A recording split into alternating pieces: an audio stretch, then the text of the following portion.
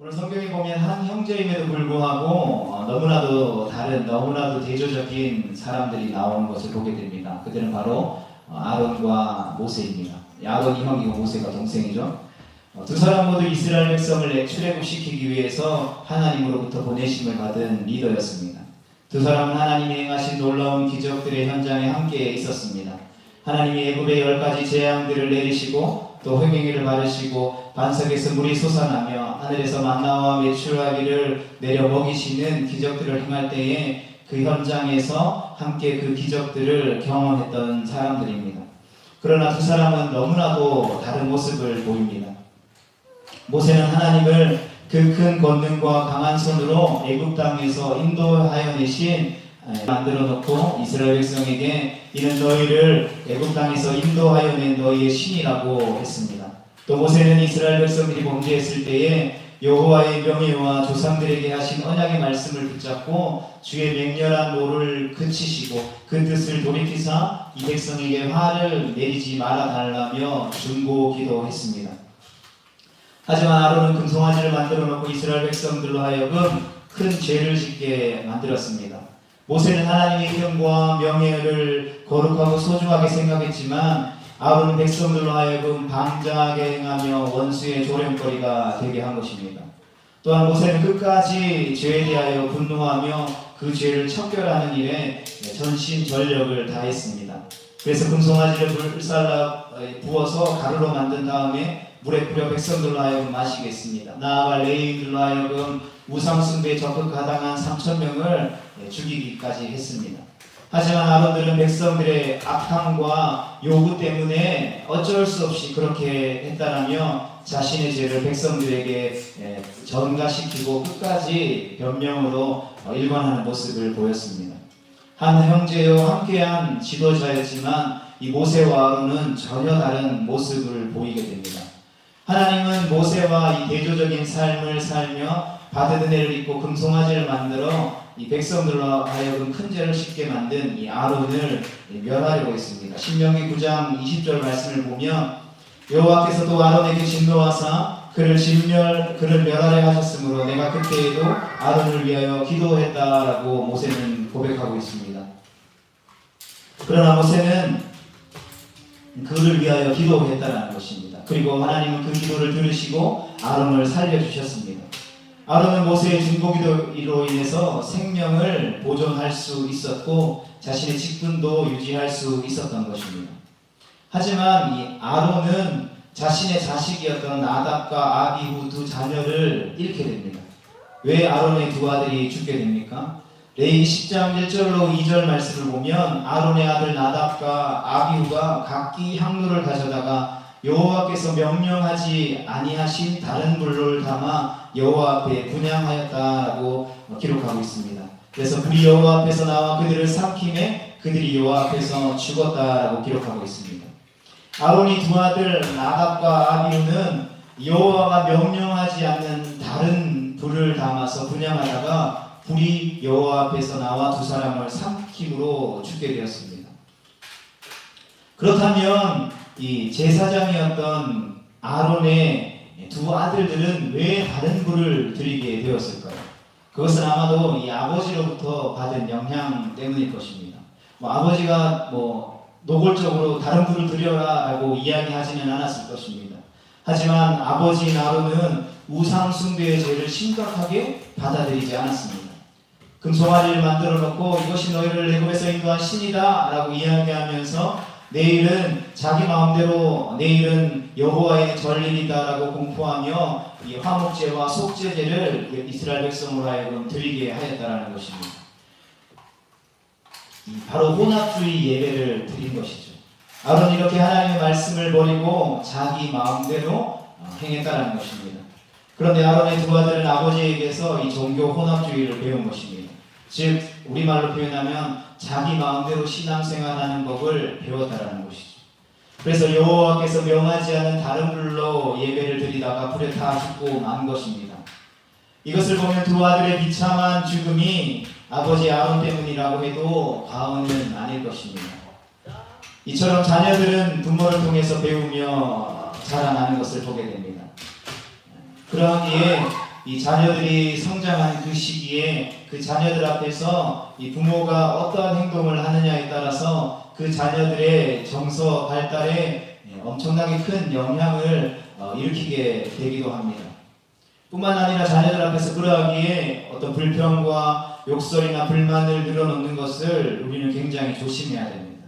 때로는 직장에서 일어났던 일이나 이웃의 친구에 대한 욕설과 불평은 이 자녀에게까지 이 공동의 적개심을 갖게 만들게 됩니다.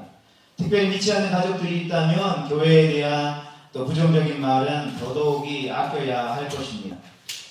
안타깝게도 한국교회 다음 세대들이 교회를 다니지 않거나 주일학교에는 교회를 다니다가 교회를 떠나고 싶어하는 이유의 가장 큰 비중을 차지하는 이유가 바로 부모님의 어떤 이중적인 모습, 부모님의 신앙생활이 자신에게 영향을 끼치지 못했다라는 결과는 오늘을 살아가는 부모된 우리에게 있어서 많은 문제의식과 도전을 주는 설문 결과일 것입니다. 우리가 믿음의 부모라면 때로는 가난해도 정직하고 진실하게 사는 모습을 자녀들에게 보여줄 수 있어야 합니다. 때로는 많이 배우지 못했더라도 당당하게 살아가는 모습을 보여줄 수 있어야 합니다. 뿐만 아니라 어떠한 상황 가운데서도 예배를 통해서 예배가 인생의 최우선임을 보여줄 수 있어야 하는 것입니다. 이처럼 부모의 역할은 보여주는 것입니다. 어떻게 사는 것이 하나님을 경외하는 삶인가를 보여주고 또 믿음의 사람이 어떻게 세상 속에서 살아가는지를 보여줄 수 있어야 하는 것입니다. 그런 의미에서 목사님 저도 굉장히 많은 고민들을 하게 되는 거죠. 보여줘야 함에도 불구하고 때로는 보여주는 것보다는 쉬운 말하는 것을 선택할 때가 많이 있기 때문인 것입니다. 어찌되었든 믿는 자들은 이 말로 무엇인가를 가르치는 것이 아니라 우리의 삶을 통해서, 삶의 모습을 통해서 우리의 다음 세대들에게, 우리의 자녀들에게 신앙을 보여주어야 하는 것입니다. 믿음의 리더였던 여호수아도 자신의 생을 마감하면서 이스라엘 백성들 앞에 나와 내 집은 여호와 하나님만을 섬기겠다라고 이야기하고 또 너희들이 보기에 좋은 대로 행하다라고 담대하게 선포하였던 것처럼 우리도 우리의 자녀들에게, 우리의 다음 세대들에게 믿음으로 담대히 고백하고 선포할 수 있는 믿음의 백성 되어줄 수 있기를 주님의 이름으로 축복합니다. 이스라엘 백성들을 위해서 중보기도를 드린 모세는 이튿날 다시 여호와가 임지에 계시는 시내산에 오르게 됩니다. 왜 모세가 시내산에 다시 올라갔습니까? 그것은 바로 다시 중보기도를 드리기 위해서입니다. 본문 31절 말씀입니다. 모세가 여호와께로 다시 나아가 여짜오되, 모세가 다시 여호와께로 나아가 여쭈었다라는 것은 다시 기도의 무릎을 꿇었다라는 말입니다. 이를 보면 모세는 분명히 기도의 사람이었을 것입니다. 기도의 사람은 끊임없이 하나님께 여쭙습니다. 다윗이 그랬던 것처럼 모세 또한 하나님께 묻고 또 물었습니다. 성경을 보면 모세는 인생의 위기를 만날 때마다 기도의 무릎을 꿇었던 것을 보게 됩니다. 백성들이 자신을 원망하며 돌려 치료할 때 그들을 위해서 그는 중보기도 했습니다. 아말렉 군대와의 전투에서도 산 위에 올라가 끊임없이 손을 들고 하나님 앞에 기도했습니다.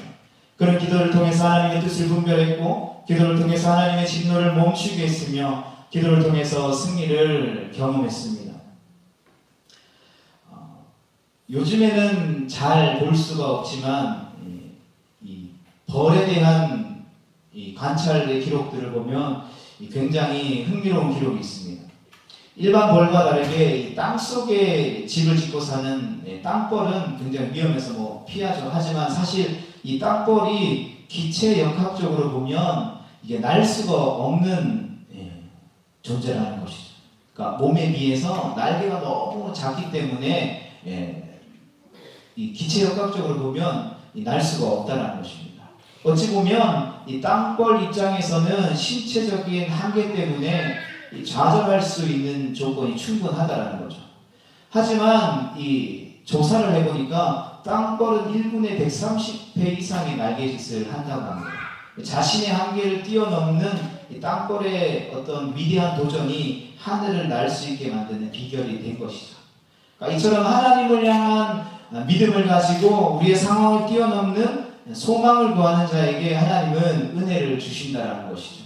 모세가 바로 그러한 사람이었다는 것입니다. 우리는 모세가 다시 한 번 더 산에 올라가서 중보 기도를 드리는 모습을 보면서 역시 기도에 무릎을 꿇는 사람은 다시 또 무릎을 꿇는다라는 사실을 깨닫게 된다는 것입니다. 그러하기에 우리가 어떠한 신앙생활, 어떠한 것을 처음에 선택하느냐에 따라서 그 이후의 선택도 굉장히 중요하게 작용한다는 것을 보게 되는 것이죠. 그래서 고등학생들이 대학을 처음에 가면 예전에 제가 다닐 때만 해도 그런 부분들은 잘 없었던 것 같은데 요즘은 뭐 이렇게 소위 말해서 서울 안에 있는 엄청 커다란 대학들, 유명한 대학들은 주류 회사에서 이 주류를 그 축제에 무료로 대주기 위해서 굉장히 많은 노력을 한다라고 합니다. 왜 그런 거 조사해 봤더니 처음에 성인이 돼서 첫 대학에 가서 첫 축제에서 어떠한 술을 접하는지에 따라서 그 처음 접한 술을 일평생 즐겨 마시게 되는 이 경향이 크다라는 거죠. 그렇기 때문에 어떠한 습관을 처음에 들이느냐에 따라서 굉장히 그 습관들이 길게 이어지는 것을 보게 됩니다. 뭐 우리 속담에도 3살 버릇 8까지 간다라는 이 속담이 있는 것처럼 어떤 기도를 하는 사람은 끊임없이 기도를 하게 되는 것이죠. 그러나 인간적인 방법, 자신의 경험들을 통해서 세상적인 방법을 선택하는 사람들은 고난과 위기에 어려움이 닥쳤을 때 무엇인가를 선택해야 할 때에 동일한 방법을 선택할 때가 많다는 것이죠. 기도의 사람, 기도의 능력을 경험한 사람은 다시금 기도의 자리 가운데 나아갈 확률이 높다는 것이죠. 바라기는 우리 모두가 그런 기도의 사람, 기도의 능력을 경험하는 복된 성도의 삶을 살아갈 수 있기를 주님의 이름으로 축복합니다. 어찌되었든 모세는 다시 한 번 더 하나님을 향하여서 기도의 무릎을 꿇기 위해 산에 올랐다라고 성경이 기록하고 있습니다. 그리고 산에 올라서 기도하는 모세가 가장 첫 번째 올려드렸던 기도는 무엇입니까? 그는 가장 먼저 슬픔에 빠져있는 자신의 감정을 하나님께 쏟아놓습니다. 본문 31절 중간절에 보면 슬프도 소이다 라는 표현이 있습니다. 모세는 자신의 슬픈 감정들을 자신의 지금 있는 감정 그대로를 하나님 앞에 표현했다라는 것이죠. 자신의 어떤 슬픔을 숨기려고 하지 않았다라는 것입니다. 이처럼 하나님의 사람은 기도할 때에 자신의 감정을 어떤 과도하게 억제하거나 숨기려 하지 않아야 한다는 것이죠. 왜냐하면 그것은 바로 하나님이 우리의 아버지가 되시기 때문입니다.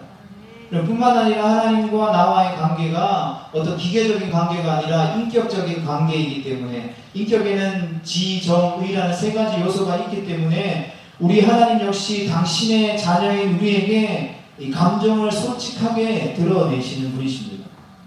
하나님 우리를 향해서 내가 너를 향한 기쁨을 이기지 못한다 라고 표현하셨습니다. 홍수로 세상을 심판하기 전에는 내가 땅 위에 사람 지은 것을 한탄한다 라고 또 말씀하셨습니다. 뿐만 아니라 에스겔 5장 13절 말씀에 보면 노를 바라심으로 분이 풀려서 마음이 시원하다라고까지 우리 가운데 말씀하셨다라는 것입니다. 이것이 무엇입니까? 화가 나는데 그것을 막 소리쳤더니 마음이 풀려서 시원해졌다라는 표현인 것이죠. 하나님은 인격을 가지신 분이십니다. 이렇게 자신의 감정을 숨기려 하지 않으시고 자녀된 우리에게 솔직하게 드러내시는 분이시죠. 그래서 하나님은 자신을 가리켜서 자신만 사랑받아야 함에도 불구하고 자신만을 사랑하지 않는 이스라엘 백성을 향하여서 나는 질투하는 여호와 하나님이다 라고까지 자기를 나타내셨다는 것입니다. 그렇다면 하나님이 그러한 분이시라면 하나님의 자녀인 우리 역시 우리의 감정을 솔직하게 드러내 보일 수 있어야 한다는 것이죠. 그래서 모세 역시 하나님에게 나아가서 슬프도소이다 라고 자신의 감정을 먼저 표출했다는 것입니다. 성경을 보면 자신의 슬픔을, 자신의 아픔과 고통을 솔직하게 하나님 앞에 드러냈던 사람들이 대표적인 사람이 3명 있습니다. 첫 번째로는 예레미야 선지자입니다. 하나님이 자신을 태어나기 전부터 선별하셔서 선지자로 세우셨다는 말씀을 듣고 예레미야는 내가 슬프도소이다 라고 반응했습니다. 예레미야서 1장 6절 말씀에 보면 내가 이르되 슬프도소이다 주 여호와여 보소서 나는 아이라 말할 줄을 알지 못한다 라고 표현했습니다. 예레미야는 이 부르심의 소명을 받을 때뿐만 아니라 여러 차례 자신의 슬픔을 표현했습니다. 그래서 예레미야가 기록한 그 애가를 슬픔의 노래라고 부르는 것입니다. 또 여호수아가 있습니다. 여호수아 역시 우리가 여호수아를 표현할 때 그는 힘 있는 이 전복 전쟁을 이끈 파워 리더 여호수아다라고 표현하기도 합니다. 그러나 여호수아 역시 아간의 범죄로 인해서 아이성 전투에서 패배했을 때에 그는 이렇게 반응했습니다. 여호수아서 7장 7절 말씀이 이렇게 기록되어 있습니다. 이르되 슬프도소이다 주 여호와여 어찌하여 이 백성을 인도하여 요단을 건너게 하시고 우리를 아모리 사람의 손에 넘겨 멸망시키려 하셨나이까. 우리가 요단 저쪽을 만족하게 여겨 거주하였다면 좋을 뻔하였나이다. 아멘. 여호수아는 이렇게 전쟁에서 패배한 그 패배 앞에서 우리의 패배를 보고 가나안 사람들이 어떻게 생각하겠느냐라며 자신의 마음이 너무나도 슬프다라고 하나님 앞에 자신의 감정을 있는 그대로 표현했다라는 것입니다. 또한 한나가 있습니다. 한나는 결혼했지만 아이를 낳지 못했습니다. 그러자 남편은 불이 나라는 여인을 다른 아내로 맞이하고 자녀를 낳았습니다. 그 고통과 괴로움이 얼마나 컸을까요? 괴로운 마음을 안고 하나님의 전에 나아가 통곡하며 눈물로 기도할 때에 간절한 기도를 얼마나 했던지 이 엘리 제사장이 술 취한 여인처럼 생각했다라는 것입니다. 그리고 오늘날에는 술 취한 여성분들이 쉽게 볼 수 있지만 이 당시에 어떤 한 여인을 술에 취한 여인으로 표현했다라는 것은 어쩌면 가장 최악의 표현으로 그 여인을 표현했다라는 그 표현인 것입니다. 언제까지 취하여 있겠느냐? 포도주를 끊으다라고 엘리 제사장이 한나에게 이야기했습니다. 그러자 사무엘상 1장 15절 말씀에 보면 한나가 이렇게 고백합니다. 내 주여 그렇지 아니하니이다. 나는 마음이 슬픈 여자라 포도주나 독주를 마신 것이 아니요 여호와 앞에 내 심정을 통한 것뿐이오니 라고 고백했습니다. 한나는 자신의 괴로운 심정을 하나님 앞에 토로했다라는 것입니다. 이와 같이 하나님의 사람들은 하나님 앞에 나아가 기도할 때에 자신의 마음을, 자신의 감정을 있는 그대로 토해놓았다라는 것입니다. 자신의 마음속에 있는 슬픔과 아픔을 그대로 표현했다라는 것입니다. 다윗은 시편 62편 8절 말씀을 통해서 이렇게 우리에게 권면하고 있습니다. 백성들아 시시로를 의지하고 그의 앞에 마음을 토하라. 하나님은 우리의 피난처시로다. 아멘. 마음을 토한다라는 말은 마음속에 있는 모든 감정을 숨김없이 뱉어내라고 하는 것입니다. 우리나라를 동방예의지국이라고도 표현합니다. 그래서 기도할 때에도 어쩌면 제가 어렸을 때는 신앙생활을 하지 못해서 잘 모르지만 예전에 교회에 와서 기도할 때 보면 어렸을 때 어렴풋이 기억나는 것은 어린 마음에 무섭다라고 생각될 정도로 곳곳에서 이렇게 막 통곡하고 애곡하고 눈물을 흘리며 슬퍼하는 그 기도의 소리들을 들은 적이 있습니다. 기도회 때도 마찬가지. 그러나 오늘날은 그런 기도의 모습들을 우리가 쉽게 살펴보지 못하는 것 같습니다.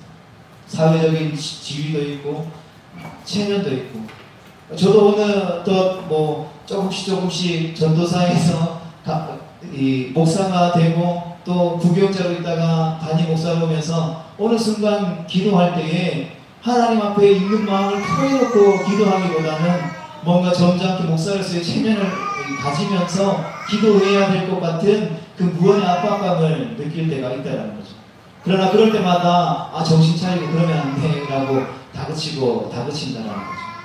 우리에게 있어서 은연중에 어느 순간 하나님 앞에 우리의 있는 마음과 감정들을 그대로 토설해 놓는 것이 사라져버린 시대를 우리가 살아가고 있는 것 같습니다. 어쩌면 교회에서 그렇게 막 통곡하고 기도하면 괜히 다른 사람을 불편하게 만들고 다른 사람으로 기도하지 못하게 하는 그러한 보이지 않는 장벽들이, 보이지 않는 편견과 어떤 생각들과 고정관념들이 어쩌면 하나님 앞에 우리의 마음을 토설하고 우리의 마음을 있는 그대로 하나님 앞에 내어드리지 못하는 그러한 계기가 된 것은 아닌지 생각해 본다라는 것이죠. 그러하기에 우리도 사랑하는 하나님 아버지 앞에 우리의 감정을 있는 그대로 토해낼 수 있어야 한다는 거죠. 우리의 감정을 솔직하게 토해낸다는 것, 당장은 어려울 수도 있겠지만 우리가 믿음으로 성장하는 큰 밑거름이 된다라는 사실들을 우리가 반드시 기억하고 우리의 마음을 주님 앞에 온전히 토해 놓을 수 있는 우리 모두가 될 수 있기를 주님의 이름으로 축복합니다. 주님이 원하시는 것은 어떤 우리의 완전함이 아니겠죠. 주님은 상한 심령과 죄로 인해 애통하는 마음들을 기뻐 받으신다라고 말씀하고 있습니다. 그러하니 우리의 기도는 이런 가감없는 표현과 토해냄이 있어야 한다는 것이죠. 왜냐하면 하나님 우리의 아빠 아버지이시고 하나님과 우리의 관계가 인격적인 관계이기 때문이라는 것입니다. 그렇다면 왜 모세는 슬퍼했을까요? 왜 모세는 시내산에 다시 올라가 하나님 앞에 기도하기에 앞서서 자신의 마음이 슬프다라고 말했을까요? 자신의 수고와 희생, 자신이 드린 중보기도를 백성들이 알아주지 않았기 때문에, 자기가 노력한 그 노력들을 사람들이 알아주지 않았기 때문에 슬펐을까요? 아니면 자신에게 어떤 말 못할 병이 있어서 슬펐을까요? 우리가 아니라는 것을 너무나도 잘 알고 있습니다. 모세가 그 마음이 슬퍼한 이유는 이 백성이 하나님의 은혜를 잊어버리고 금송아지를 만들어 우상을 숭배해 하나님에게 큰 죄를 지었기 때문인 것입니다. 모세는 이 백성이 지은 큰 죄로 인해 슬퍼했다는 것입니다. 출애굽기 32장 31절 하반절에 보면 이 백성이 자기들을 위하여 금신을 만들어 싸우니 큰 죄를 범하였나이다 라고 기록하고 있습니다. 사랑하는 성도 여러분, 오늘 우리에게도 이러한 슬픔이 있는지 우리를 돌아보게 됩니다. 우리의 마음 가운데에 이 민족을 향한 슬픔이 있습니까? 우리의 가정의 죄로 인한 슬픔이 있습니까? 우리의 자녀들을 향한 슬픔이 있냐는 것이죠. 우리는 우리가 지은 죄로 인하여서 하나님의 그 말씀대로 살아가지 못함으로 인해서 주어지는 그 애통한 마음이 우리 가운데에 있냐는 것이죠. 우리는 우리의 지은 죄로 인해서 애통하기보다는 세상의 다른 많은 일들로 애통해야 하는 것을 보게 됩니다. 때로는 자녀들의 학업이나 진학이나 취직이나 결혼이나 생업의 문제들로 인해서 속상해하는 이들은 많지만 죄로 인해서 우리가 슬퍼하는 이들은 찾아보기 쉽지 않은 시대로 우리가 살아가고 있다는 것이죠. 죄에 대한 분노, 죄에 대한 슬픈 감정이 있어야 우리는 다시금 기도의 자리 가운데 나아갈 수 있는 것입니다. 그래서 예수님께서 누가복음 23장 28절로 나를 위하여 울지 말고 너희와 너희 자녀들을 위하여 울라라고 말씀하셨던 것은 바로 이 때문이라는 것입니다. 우리가 정말 주님이 우리 가운데 하신 그 말씀처럼 우리는 우리 자신과 하나님과 점점 멀어져가는 우리의 모습을 보면서 우리는 슬퍼할 수 있어야 하는 것입니다. 애통할 수 있어야 하는 것입니다. 점점 더 세상 속으로 빠져가는 사랑하는 가족들과 이웃들의 모습을 보면서 우리는 애통해야 할 수 있어야 하는 것입니다.